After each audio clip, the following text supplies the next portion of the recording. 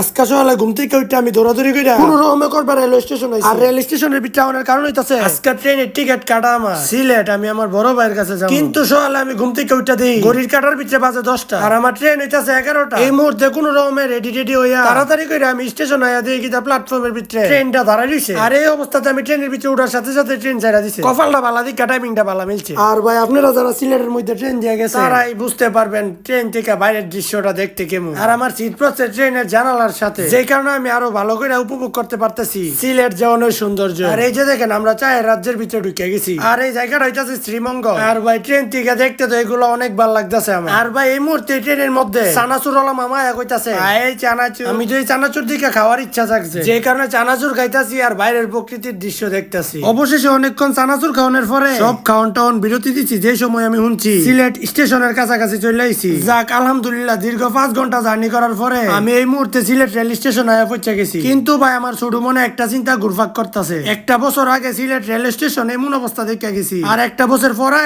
এখনো সিলেট প্ল্যাটফর্মের এই অবস্থা। কনসার্ন ভাই এত বড় একটা প্ল্যাটফর্ম যদি এই অবস্থা তাহলে কি আর বিষয়টা সুন্দর দেখা যায়? যাকে এই কাম সরকার আইলে এই কাম দেখে লইব। আর কথা কইতে কইতে আমার বড় ভাই আমার রিসিভ করে লাইছে সিলেট রেলওয়ে স্টেশন থেকে। মূলত আমি আমার বড় ভাইয়ের কাছে আইছি সিলেট ঘোরাঘুরি করার লাগিয়া। আর ভাই শহরের ভিতরে বাইক দিয়া ঘোরার মজাই আলাদা। আজকের ভিডিও এনে শেষ করলাম। দেওয়া তোমরা লগে পরের ভিডিওতে। আল্লাহ হাফেজ।